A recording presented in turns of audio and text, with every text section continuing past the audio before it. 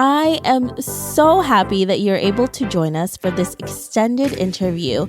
Make sure to visit theoffbeatlife.com. Again, that's theoffbeatlife.com to get more killer resources. Hey friend, have you been feeling overwhelmed looking for the right online job? Maybe you don't have enough remote skills, or maybe you have no idea how to create a killer resume that will help you stand out from the crowd. I've learned that having a community of people supporting you through this process can be the deciding factor whether you make it or break it. That's why I am so excited to share that this September, we will be opening up our doors to our remote skills membership, where we teach you incredible techniques that will help you land online gigs by learning from leading experts every single month. Our membership will provide you with the skills you need and accountability partners that will help you succeed. For more information, visit learnremoteskills.com. Again, that's learnremoteskills.com. Hey everyone, thank you so much for being here for our extended interview with Kristin, where she's going to share how to get national media coverage for your business. Hey Kristin, how are you? Hey, I'm fine, thank you. Before we get to your amazing tips and tricks, can you tell us a little bit more about you and why you live an offbeat life? Sure. So I've been an entrepreneur for 10 years. I launched my first business out of necessity. And I decided that I wanted to work remotely just because I am a little bit quirkier than normal, 9-to-5ers. And I also wanted the freedom to be able to work from wherever I was, wherever I'd be traveling. And it's actually served me well. I'm very happy working remotely and working on the projects that I really value and with the people that I love. Yeah. So the topic that you're going to be covering today for this extended interview is something that I'm super interested in. And I feel like we need it in order to be seen as an authority, and also having that authority will actually allow you to earn more income, right? Because now you have brands coming to you, your clients understand your importance as well. So I'm super excited to talk to you about this, Kristin. So let's dig into it, because you've been doing this for quite some time. You work with a lot of your clients. So what is the first thing that somebody should understand before they even start pitching and finding out how to get a media coverage? So it all starts with framing your brand story or your narrative in a way that the media is actually going to care. It needs to be interesting and it needs to be newsworthy. And there are a number of things that could potentially make a brand narrative or even an entrepreneur story newsworthy. And I mean, there's like 50 different ways, but the easiest way to get started is to look at what makes your brand different. It doesn't necessarily have to be fully innovative or unique, but there needs to be some type of differentiating factor from all the other competition out there. Once you are able to figure out what makes you different from everything else out there, it's going to be able to help you make your brand story a lot more interesting and a lot more compelling. For instance, controversy, new product launches, big new hires, events, anything that is worth making an announcement for could potentially be seen as newsworthy. And that's the first step that I always take, or the first exercise I do with my coaching clients. It's really to determine what makes you interesting and why the media should care about what you have to say or what your product does. And essentially, again, what makes it interesting. So for instance, Debbie, if somebody ends up pitching you for your podcast, what do you look for in the pitch? What do you want to know? It would be what this person has to offer, their areas of expertise, and essentially what value they can provide to your listeners and the messages that resonate with your listeners, right? But it all starts with the core strategy of creating a narrative that makes sense. And that's different. Yeah. And also researching, because I feel like for me personally, I get pitches every single week of people who haven't even listened to the show and they're pitching that's nonsense. And I always ask, like, have you even listened to the show? Do you even know the type of audience we have? So it's so crazy how people don't even do their research before they start pitching. Yep, absolutely. And I can't tell you how many times I've gotten pitched from founder of entrepreneurs that have raised millions of dollars in the tech space or the crypto space. And that's not who our reader is. It's like, figure out who reads my blog. And, maybe we can put together some type of story. The same thing goes when people pitch me for Entrepreneur or when they pitch me for Forbes or for Inc. And it's like, I don't write about hiring. I mean, I've done it in the past, but that's not my area of expertise. So figure out what a media pro or podcaster covers and figure out a way to craft a story or narrative that's going to be able to fit into whatever they're writing about or whatever their beat is. Yeah. And also with every different outlet, maybe you're pitching something different. It has to be personalized to that editor, to that writer, to that publication, because otherwise, who's gonna give a shit? Because it's like, okay, well, you're probably pitching this to everybody. And, we get pitches and we know what's actually personalized and what isn't. So Yeah, no, you're absolutely right. I mean, it's crazy. I know that a lot of the larger PR firms, they use these portals to send one pitch out to 5,000 different media outlets. That's just a recipe for disaster, Even though it takes more time, the quality of the stories that run is going to be much better. I would rather send out 50 very tailored pitches over the course of a week and get 2 or 3 stories from those 50 pitches versus sending out 5,000 of the same pitch and having 10 stories run that are identical.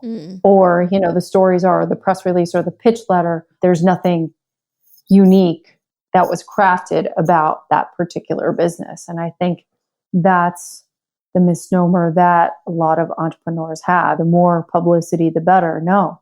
The more targeted, the more quality, the larger the story, the better the sentiment. That's going to have much more cachet than having 10, like I said, diluted stories run in publications that have like 2 readers, blogs that have 2 readers. Yeah. Now, what about finding the right people to actually approach to get coverage, right? So if you actually perfected your pitch, you have your story to tell, like how do you find the right person to go up to and approach? Because that could be really hard as well. Yeah, for sure. So there are, dozens of media pros that work for different publications. And it could be difficult to determine exactly what story an editor is looking, is going to be crafting and needs sources for. So I generally recommend, again, to my coaching clients, go on to Twitter, see what their handle is. A lot of the times they actually have their beats covered. And if they don't, go onto the website, read their bio, see what areas of expertise they cover, and more importantly, read the stories that they've written so you know their tone and their voice and you can craft your pitch accordingly.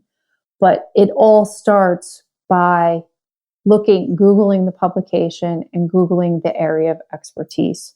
And then from there, you should be able to get the names of the editors or bloggers or influencers or podcasters that cover your area of expertise.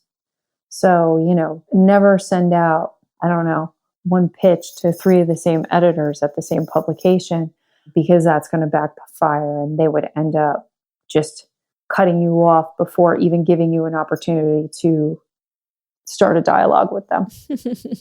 And also they'll remember you if your pitch is really bad, and you're going to stand out in the wrong reasons. Yeah, it's totally, I mean, you don't want to pitch a cosmetic product to a tech editor. I mean, if you do that, sometimes they may even call you out on social media. Yeah. It's funny because sometimes when people pitch to me, they write the wrong names. And it's funny, that's happened to me a few times. And I guess like they just copy and paste the names and it's the same pitch and everything. And then I email them back. I'm like, you got the wrong person. They're like, no, I meant you. And I don't even respond back because I'm like, well, if you're not even taking the time to actually do a personalized email, why should I have you on my show, on my site, So be very careful about doing those like run of the mill stuff because you can make mistakes. And even if your story is interesting, but because you made that first mistake, we may not even contact you back. Oh, totally. I mean, I can't tell you how many times I've had people spell my name incorrectly with an E and not an I. And I'm like, it takes 2 seconds to look to see how I spell my name. 2 seconds. So I hear you. And if somebody does end up pitching me and they spell my name wrong, guess what? Their pitch goes into the garbage. No, why should I give you the benefit of the doubt? And why should I cover your business if you can't even take 2 seconds to see how I spell my name? It just shows a lack of respect, and it just shows carelessness. And that's not who I am. That's not cool. Yeah, exactly. Because you're going to do your best to help them if you actually get them on your site, on your podcast, on, any type of publication. So it has to be mutual respect, and that's the first form of respect is to get somebody's name right. For sure. Yeah. And actually show that you research. Yeah, totally. So, but I hear you, and I'm glad that you can understand that as somebody that gets pitched, I'm sure a dozen times a week or more. Yeah. Now let's talk about crafting that pitch. Now you found somebody that you're really interested in. How do you actually craft the perfect pitch that will stand out from the rest? Because like you said, we get pitched a lot. There's a ton of emails that we get, and you want to be able to stand out from the rest. So you want it to be short. You want to lead with the most important details at the top. I like to use more of like a narrative pitch to tell a story in, 3 or 4 paragraphs instead of using the inverted pyramid, which, you learn in communication school when you're crafting your press release.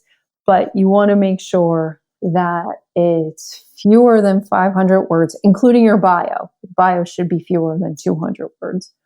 You need to lead with something that is kind of interesting. And I actually have a ton of resources on FemFounder that I can email to you, Debbie, just in case, you want to add these to the show notes. Yeah. So that your listeners can get a sense of how to craft a pitch, like instead of me just explaining it. We'll be here all day because you have so much knowledge for this. We're just going to be like, okay, Kristin, what else? What else? All right. Well, I'll try and keep it as short and concise as I possibly can. But you want to make sure that your pitch overall is fewer than 500 words. Your bio is fewer than 200 words. You want to actually have your bio after the signature. And again, I'll go through the formatting with the templates I'm going to send to you. You want to open or lead with something that's interesting, introducing whatever you're going to be pitching, whether it's a product, a service, a book, you as the expert. Then the second and third paragraphs should go into a little bit more detail about whatever you're pitching. And then you want to include 5 to 7 bullets that are benefit-based and that really explain what the product or the service or the software does If you're pitching yourself for an interview as an expert, those 5 to 7 bullet points should be talking points for what you can discuss in the interview. Then you would want to just close. Thank you so much for your time. I look forward to hearing from you. Put your signature and then your bio.